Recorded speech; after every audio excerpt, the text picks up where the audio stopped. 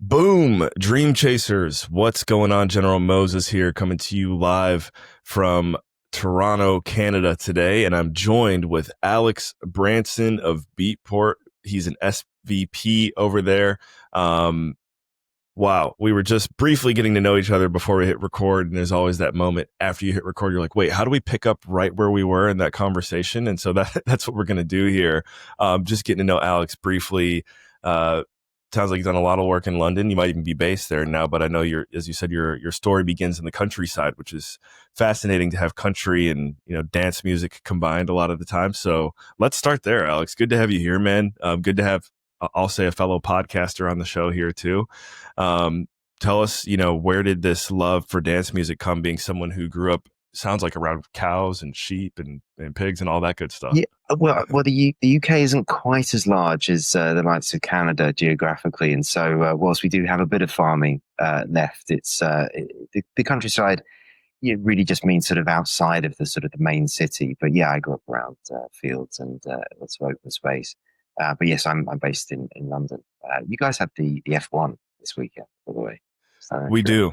And I say we, with a grain of salt, because all my fellow Canadians tuned in right now know, hey, General Moses is actually from the States, but fell in love with a Canadian. The rest is history. I got two Canadian babies too. It's funny. As you've probably seen a little bit in the news, there's obviously a little tension going on right now between the U.S. and Canada. And I like Americanos. I just like espresso in my coffee, right? And so I've gone to Tim Hortons several times recently, and whoever's working the window will correct me, like, you mean a Canadiano, right? I'm like, yes, you're right. I meant Canadiano, not Americano. So Wow, I didn't realize it got to that level. That's interesting. not. I think it's more of like a generational thing. I'll put it that way, I because like it. typically whoever's taking my orders got a Yeah. few years on me. But Yeah. anyways, you know, house music and dance music is a really good example of something that has evolved in different parts of the world. And one thing I've really enjoyed about being here is I feel more than most US cities, I found Toronto's a great hub for house music, tech house, dance, techno, all that good stuff. Um, the story goes this all began in Chicago, maybe even a little bit of Detroit, and then it made its way to Europe. It made its way to where you're at and just took a whole new life. And I would say really became the HQ of it all, in my opinion, which, you're there in London with Beatport, which we haven't even really shared with our audience the story of Beatport yet. But, how have you seen this whole industry just evolve throughout your career?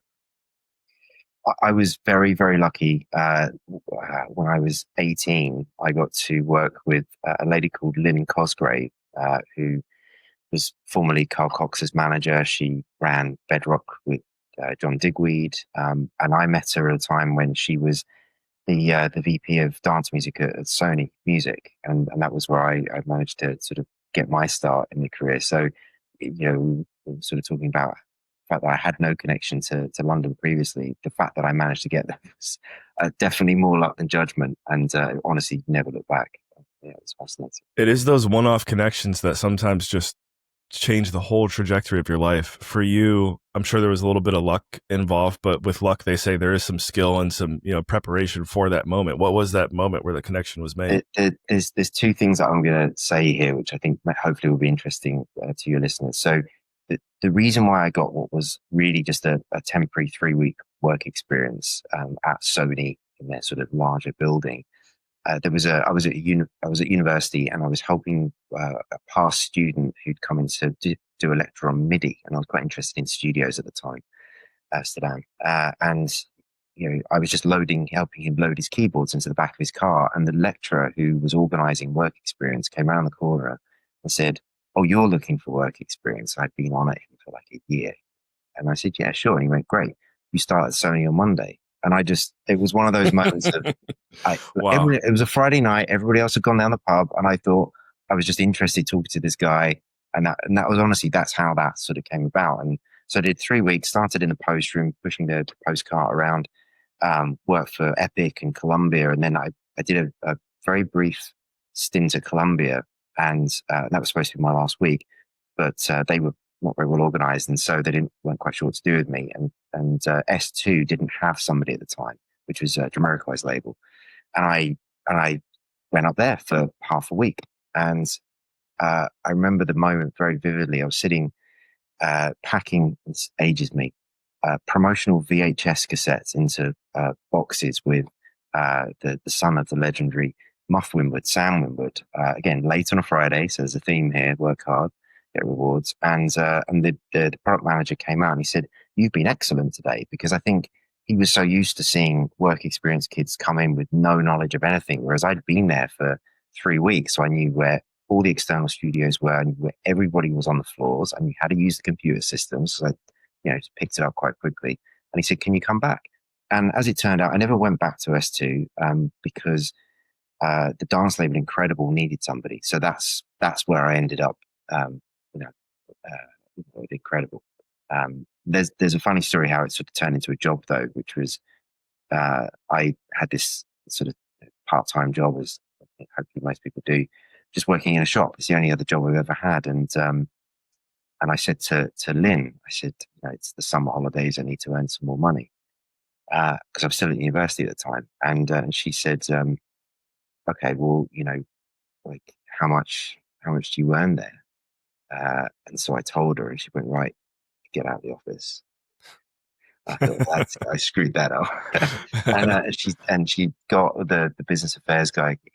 He went in. He left again. Then she called me back in. She sat down. And she went, okay, so like we'll pay you that. And I told her how much I was earning a month at the shop. And she then said, yeah, we're going to pay you that each week. And Nice. I absolutely deadpanned it. Didn't say a word to that. She won't care today, but so I went from, basically quadrupled what I was going to potentially earn, at this shop over the summer, and got a job at Sony. It was amazing.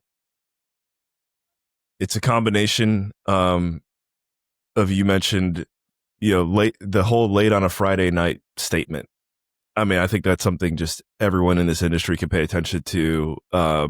Even myself as a reminder, because we are in an industry where late on a Friday night, there's two different creatures. There's the pub creature, and then there's the one that keeps working. Someone that comes to mind for me instantly, just because he's done such a good job documenting his life on YouTube the last year or so. I watch guys like James Hype who show what it's like to go into, Space Miami or whatever, like fill in the blank at 2 a.m. or whatever. After he's done, he's home drinking water, or at the hotel drinking water, working on another record, or figuring out where he's going next. It's there's no put your cups up, let's party. I mean, I'm sure there's those moments, but For sure. not as frequent as you would assume, right? So go ahead. Yeah, no, you gotta enjoy life. I mean, what's the point otherwise? Similarly, I had the good fortune to work with somebody I've known for a long time, a chap called Ghazi, who owns a company called Empire, which arguably is the largest independent music company now. I've actually known him for a long time. We both crossed over at a company called Ingrooves, I mean, he's somebody who would still be in the studio at 2 a.m. working with an artist, and then waking up the next day and is in the office by whatever time, being a CEO. That work ethic is really, really important. It really is. But you've also got to enjoy life, I think. For sure. Just find that balance if you can. Yeah. I've heard someone talk about it before too. Is the reward can be there. You just need to know how to give yourself the right carrot on a stick, if you will, to get to that finish line. So you got to want to do it. Yeah. The passion, desire, obviously, got to be there too for you. It aligned perfectly. It sounds at the right time, and I'm sure even where you're at now, maybe you talk a little bit about where you like to see things go for you personally. But we've got someone here with us today, folks, from Beatport, which whether I'm sure, I mean, you already probably knew it coming into the role, but it's a company and a job that within our industry is pretty much as coveted as being the one who has your face on the billboard, right? Like everyone wants something to do with Beatport, because obviously the value and what you guys are able to do for artists and for labels is just paramount right now. So walk us through kind of what your day-to-day looks like, and just the genesis of your time with Beatport. Yeah. Okay. I think it's worth reflecting on the fact that Beatport is 21 years old this year, which, is really quite something, and it's a business that stands on its own 2 feet. We don't have that sort of continual, investment just to stay afloat. We're, a profitable business, which is, a really, really fortunate place to be because we can be more autonomous. We can make our own decisions. And in fact, I remember when it started, I was in the industry before digital music came around, and it's interesting because I think it was the first time I'd seen what looked and smelled like a license agreement, because I used to do a lot of like compilation licensing and synchronization licensing in my early days, and it came across my desk because it looked like a license agreement, which of course it is. It's just they went, well, we'll have everything. And of course, that was never the case. It was always, I want this one record for a compilation album. So it was really unusual the first time I saw it. But so, and I recognize the fortunate position I'm in, and I don't take it for granted. And I work very, very hard to stay where I am.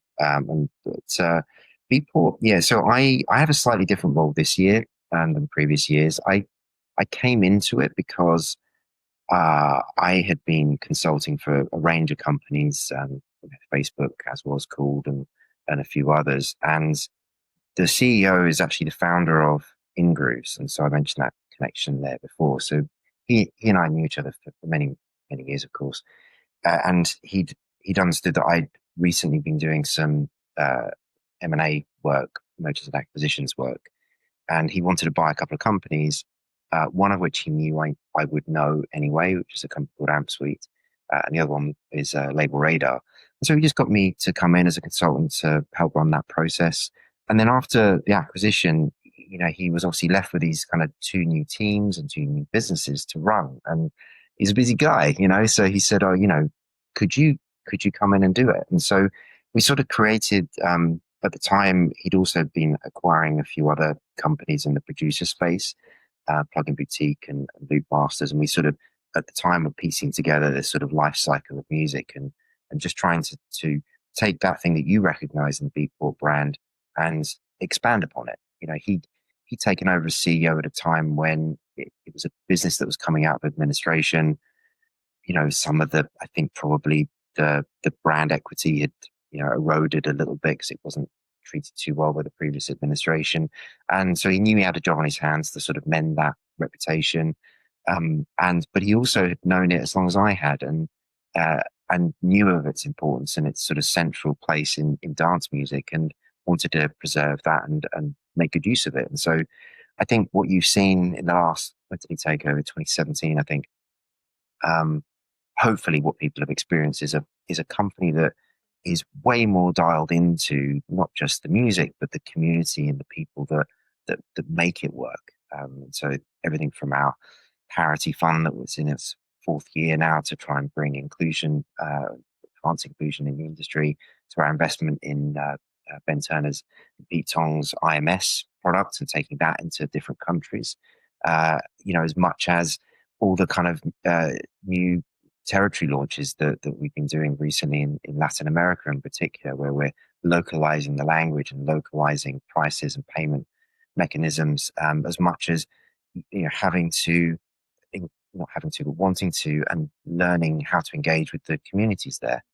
We didn't necessarily have all of the music, or we didn't necessarily understand who were the people driving the creation of, say, the new genre of Brazilian funk that we launched, and who are the fresh young blood that's coming through and really keeping it alive. So people like Raf, our head of curation, spent a long time out in Brazil in particular to go and literally meet these people that are creating the scene. And we hope for them we can help broaden its popularity in other markets. That's often how dance music has grown up. It's a derivative form of music. We all sample each other and take influence from each other. And so, of course, that's what leads to some pretty interesting genre categories on our store, which Yeah. it's kind of crazy, actually. Yeah. There's, I mean, if I can go back and listen to everything you just said, I've got three questions for like each statement. But one thing that stood out to me was kind of this expansion of the brand into, new territories, and used a few examples there.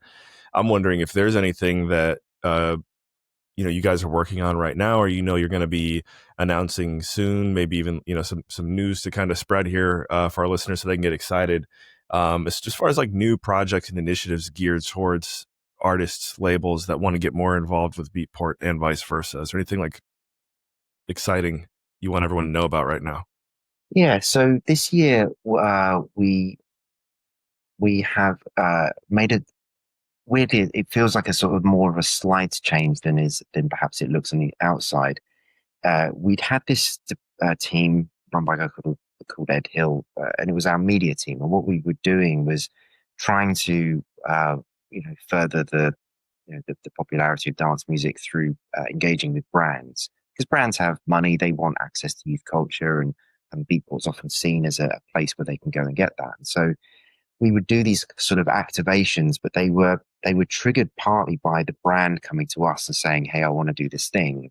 We did a thing with the beer brand Miller, Miller Mix, all of last year, where we were going into sort of these new markets that they wanted to get into, running remix competitions and then engaging, making like documentaries on the ground with local heroes and that type of thing. It was a really positive and successful project. But it was sort of all down this like brand route. And so this year, Rob, our CEO, wanted to do that thing that we probably should have always been doing, which is actually put on live events ourselves. And look, this is in part, with our involvement with IMS and the success of the Dalt Villa event that closes out that conference each year, and our capabilities to do this. And so we've come up with this concept called Beatport Live. And so not many people will have seen that just yet, because we've really only just we launched it at Winter Music Conference this year. And we've done. Oh wow, We okay. did. Because I know I've seen you guys. You do the Beatport stages and stuff sometimes. That Well, okay. So So yeah, go your ahead. description of it there is exactly the problem, right? It's been this sort of Beatport thing. Like, do we? Don't we? And look, we toyed with it for a long time. What do we sort of do here? Because Beatport is technically a DJ brand, right? It's quite a specific customer base that we have. It's not really that. If you sort of, and this is with respect, if you look at like DJ Mag and Mix Mag and those brands, which are a little bit more consumer than your Beatports and others. So we were a little hesitant about what to do there and how much to invest in it, but it seems to be working. We did this fun thing in May where we did this sort of I guess you call it a parking lot maybe, but like car park tour. Okay. Oh, nice. Which sounds utterly mental, but it's so effective because these are like really unique spaces, like Exactly. like a car park, and it's got that kind of part of the idea was we wanted to own like the block party idea, and they sort of embody that style of just putting on events. It's a bit more bit more retro, I suppose, a bit more street, a bit more real, and so this often means that you can attract that next generation of DJs and their fans. Otherwise, you end up just doing that sort of Dalt Villa where it's all about kind of the Sashes and the Karalovas and Pitons and whatever.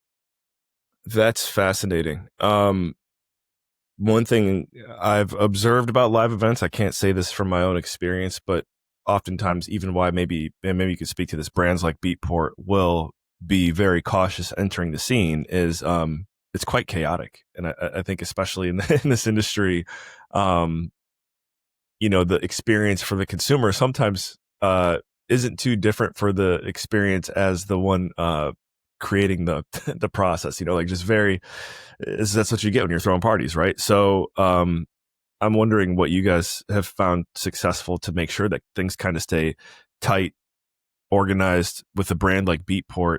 Again, it kind of exudes a little bit of just class and quite frankly, a little bit of luxury, even compared to anyone you compare you guys to. So when you do events, you kind of have to make sure that's tied into it, right?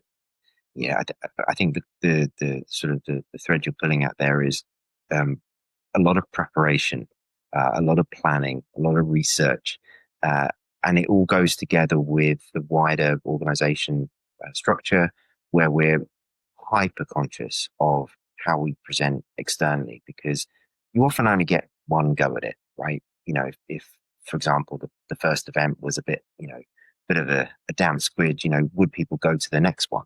I'm not sure that they would. And so we were very purposeful around the kind of brand design around our Beatport Live, which looks and feels like Beatport, but it's distinct and different enough so that you know what you're looking at when you're looking at it. Otherwise, you might miss it, right? It might just sort of pass you by on a quick scroll on your feed or whatever. So it's stuff like that that the team do, and it's a small team. We often will work with external experts, local fixers, that type of thing, or other companies that perhaps specialize in finding the right locations, especially. But yeah, I mean, I do this. I've been doing this party in Ibiza the last couple of years. It's sort of a label mixer, I suppose, at a villa before IMS kicks off.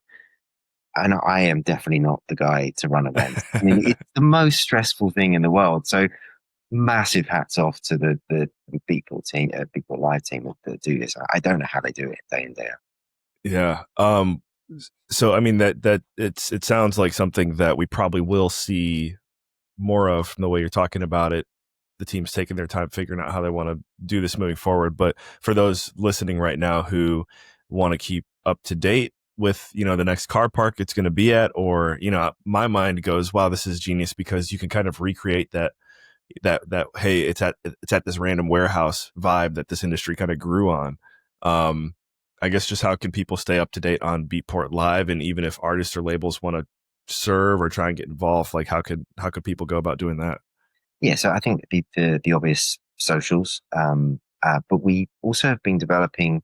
Again, this may not be obvious to the outside. I'm never quite sure, but we've had this blog effectively for quite a long time called Beat Portal, and that was reimagined last year, and it's now a space where we have over 200 third-party collaborators that write articles and basically talk about what's going on in their world. And so hopefully the relevance is there.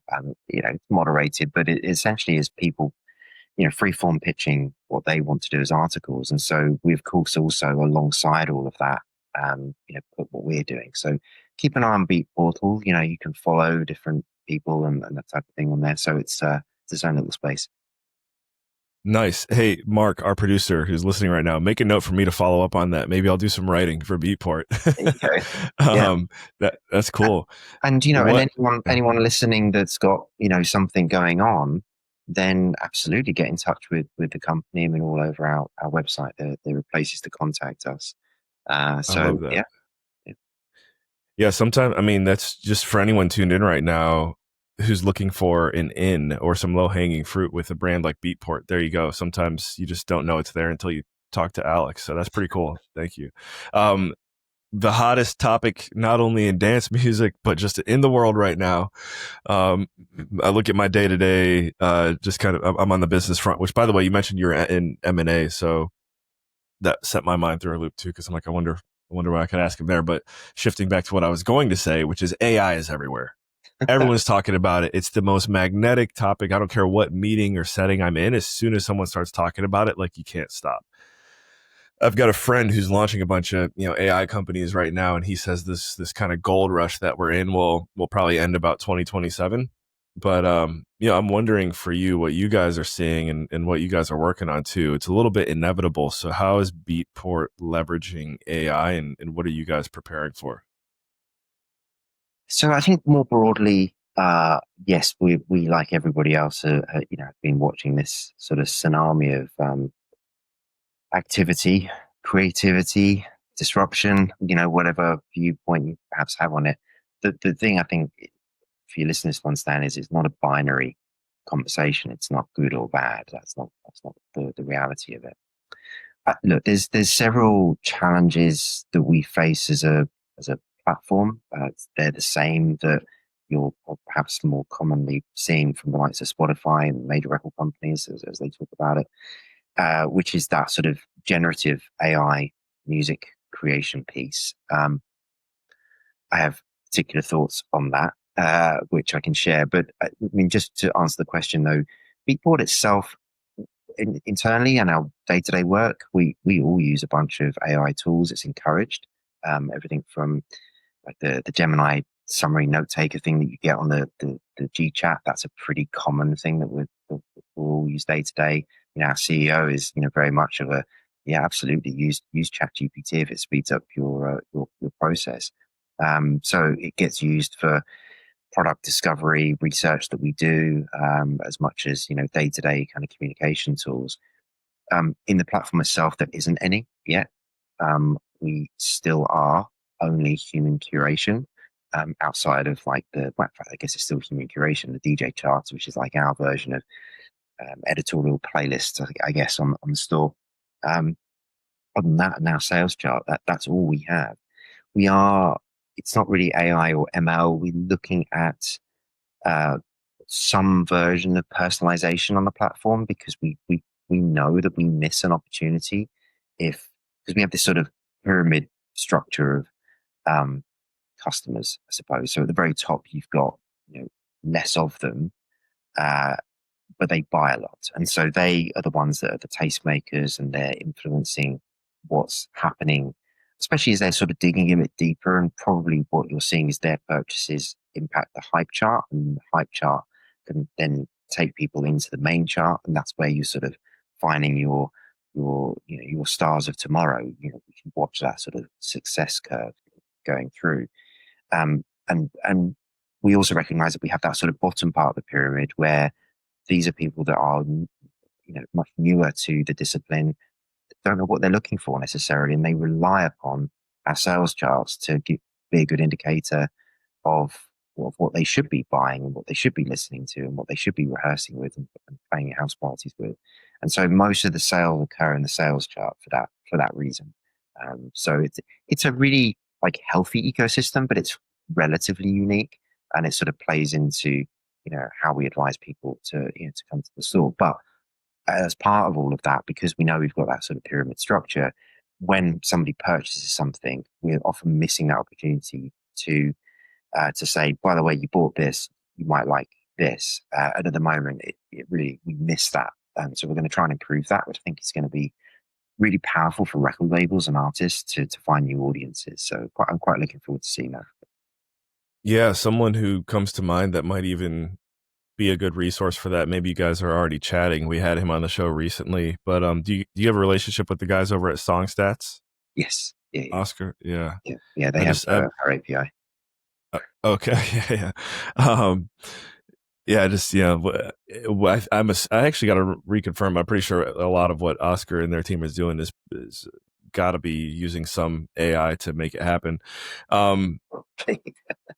Where do you feel like Beatport looks for, or even yourself? You know, obviously face to face networking and just kind of like the organic connections are a little bit irreplaceable, and those just happen. But do you find yourself? I know you just were talking about the charts, for example. You and the team going to certain areas internally and externally to find emerging labels, to find emerging artists. Is there kind of like an area where, you know, you've seen some names rise from?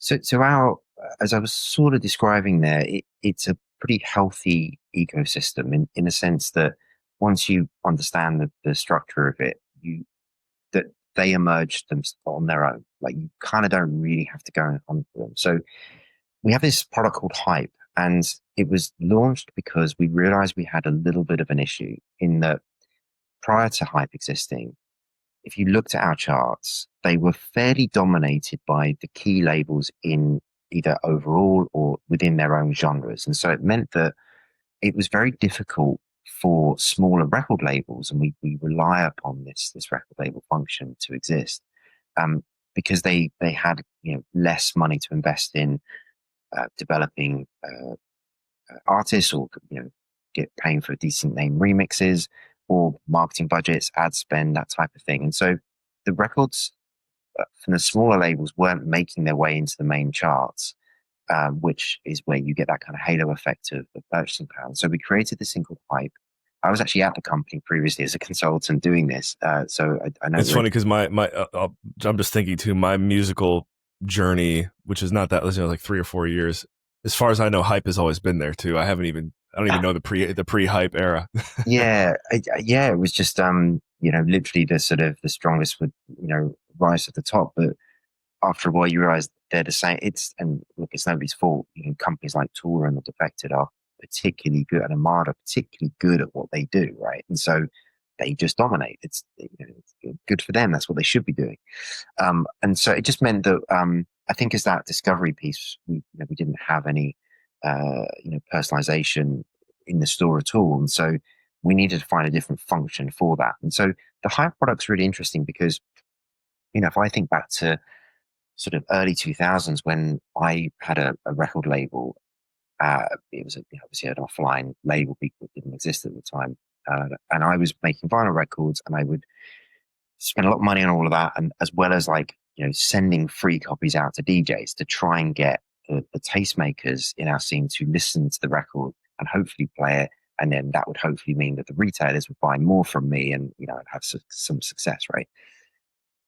The digital version is the same but slightly different, certainly in Beatport's case, where because we only have human curation and we have 25,000 new releases sent to the store every week, we have roughly around 1,000 pitches to the curation team internally that happen from that. Now, the curation team aren't limited to that. What they're doing is they're looking at the labels that they know, right? The Toolums, the Defectors, the Armadas, ones I mentioned, and others, of course, looking for their new releases because they know they're the ones that the buying public are looking for and expected to see, right? So the curation team have got that sort of dual task, which is to surface records that people are probably already going to go onto the store and try and find, so make that as easy as possible. But on the other hand, they are all of them working DJs, right? They are all people that live and breathe this scene. Right. So they're in the clubs every weekend. They've got their shows. They're doing whatever. And so they also know that there's this sort of burgeoning sort of sound that's coming up underneath. And so they want to present that because that has been the secret of the success of people, right? We've been on top of what that next wave has been every single time, pretty much, right? I mean, this is why we've been successful. And so how do you do that, right? So I think if you're a record label and you're really serious about being successful in dance music, to pay what we asked, which is $9.99 a month, to guarantee that the curator will hear your record. I mean, I would have given my right arm for that back in the day of running a record label. I mean, it's incredibly cost effective because, as I mentioned, if the curator likes it and they feature it, then and the hype charts there's a kind of like a ceiling to it. So it excludes all of the big labels. It can only be the small labels in it by revenue. And so they have their very prominent position on the homepage, on many of the genre pages, on our mobile app and other things like that. So the visibility is really high on the chart, as well as all the features that kind of go alongside it. And that's how you kind of progress up and through into hopefully being, the next generation of large independent record label, right? So it's a very healthy ecosystem from that point of view. That's how. Yeah. Okay. And I didn't know about that primary difference between hype and the other charts because I have even with some of my own records landed in hype before, not knowing how until I talked to you, but that it makes sense as either it could have been a couple of different things, but that's cool that was created. And so what else is there anything else similar to that Beatport's working on right now just to kind of promote emerging talent? Yeah, I mean the other sort of wisdom that we try and put out there is the importance of that there are a lot of platforms now, right? There's lots, and we're seeing some very large ones move into our space, right? And again, if you remember that our market consists of 58% of our customers are working DJs. And so you've got that kind of pyramid thing that I was talking about before. If you understand that they are all DJs, all looking for records, and you now understand the importance of the sales charts, and sales charts exist if you sell something, right? That's how you get in there. Um, if you have too much of a dilution of your music being purchased elsewhere, and it's not to say anything bad about the competition, but I think if you're serious about taking a record to market, I would recommend you do this kind of wherever you go, whether it's Bandcamp or Traxsource or any of the others. But I don't know how the things function, but ours is a sales chart. So you need to get as many sales as you possibly can, right? In that early stage, first week of sales. Yeah.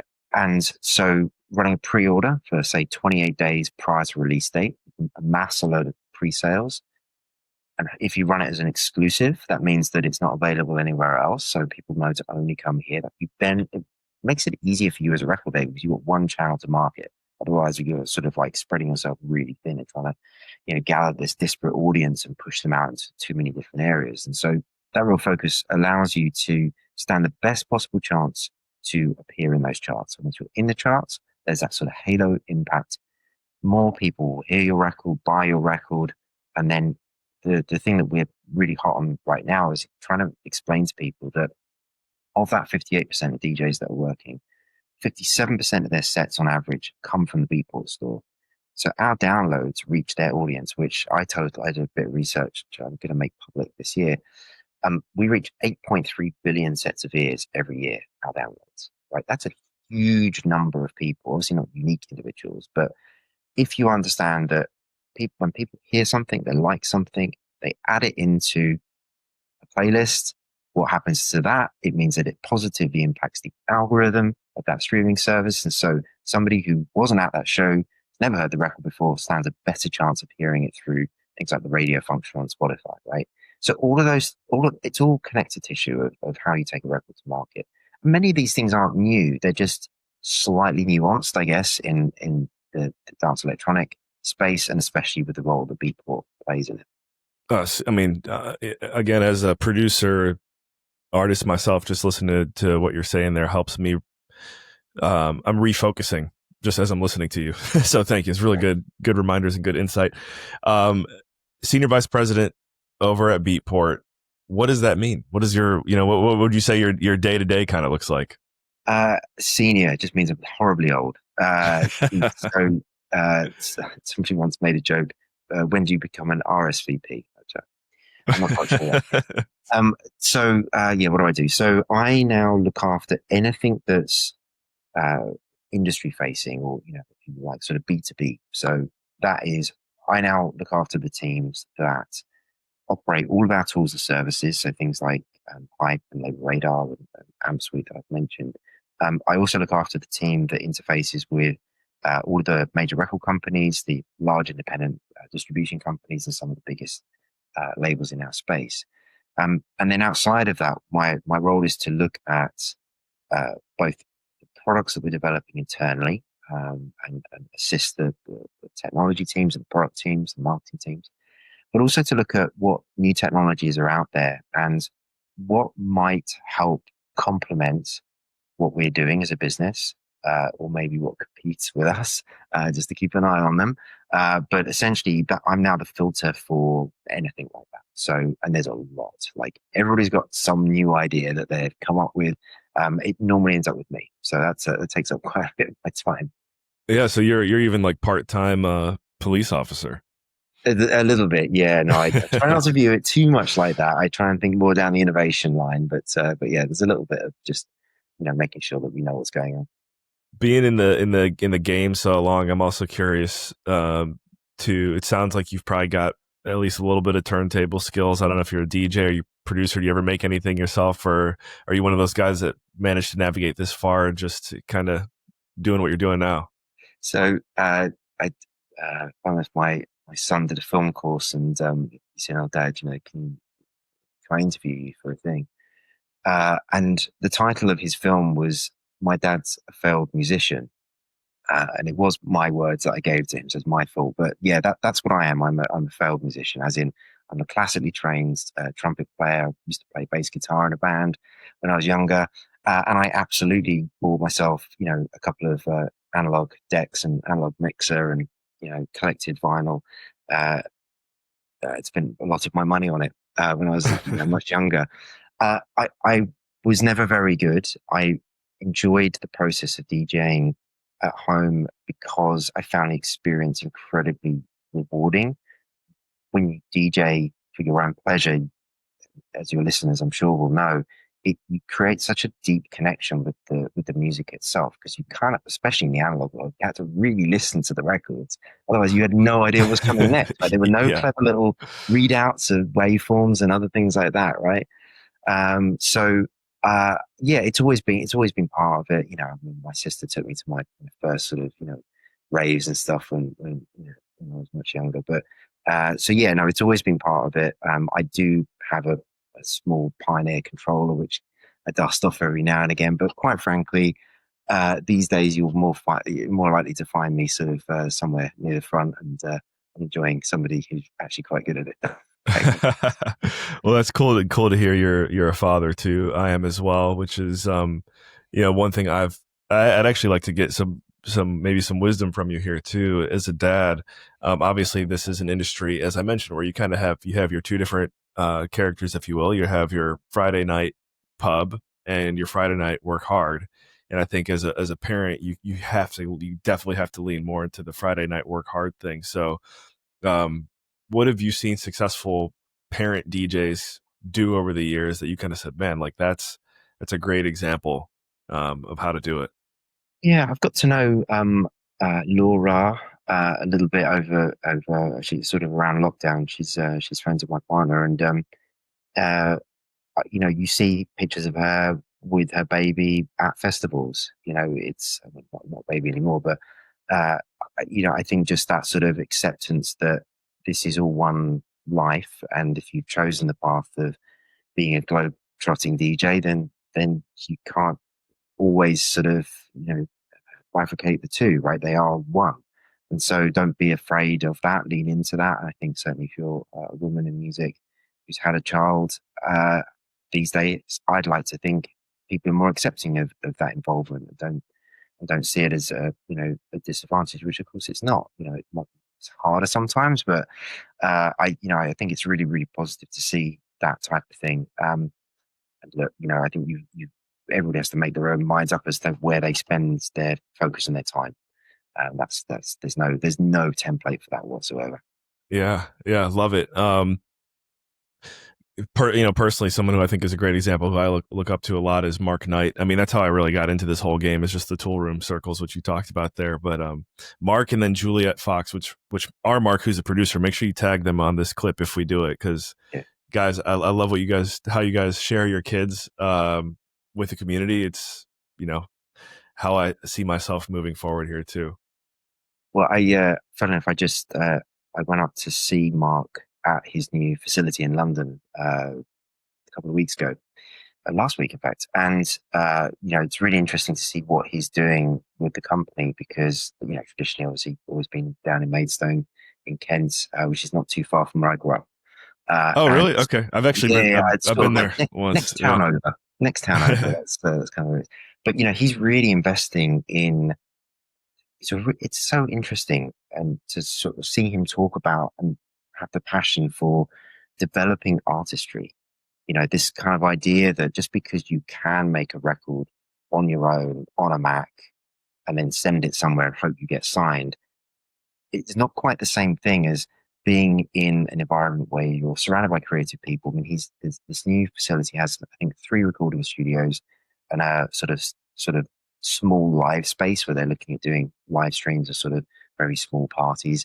But that he doesn't have to do any of that. But he knows that that's crucial to the future success of what is already a very successful record label. In fact, our most successful record label. He just won the Beatport Award for the second year in a Yeah, row. uh, Best selling label. yeah, But yeah. he's giddy about it. Like, he's really enjoying it. I think we all are. I know Patrick gets talking because our show is sponsored by House of Hustle. We love House of Hustle here. Go to houseofhustletd.com for more information. But Patrick knows I'm so loyal to Tool Room just because of what that brand has done for me in my career, going through the academy, and just to hear what you're saying too. It's like, man, I I didn't even know about that. So I got to get over there and check that new facility out. Um, I had to ask too. You talked about trumpet earlier. I'm like, I wonder if Alex has any. Do you have any old jam sessions recorded anywhere? I'm No, like, oh, I'm ready. I'm ready to sample you, man. no, all pre-digital. I mean, you have to appreciate when I first started recording in studios in the indie rock band, it was reel to reel tape, actual cutting and splicing bits of tape together for your editing. I mean, it's a world away from where we are now. We sometimes get companies like Ableton to give a couple of free courses to the team, just so we all know what people are doing out there. It's not that it's easier, but some things are easier, I suppose, than the world that I grew up with. But yeah, I'm afraid there's no anyway. Cool. Couple fun questions for you here, just off the top of your head. This is right here, right now. Go to. If the answer was different 5 years ago, all good. We're talking right now. What's your kind of your favorite go to place to go get something to eat right now? And also, when it comes to relaxation, vacation, whatever you want to call it, what's your go to destination in that regard as well? Uh, Food wise, I'm probably not the biggest foodie in the world. I'm more of a cocktail guy.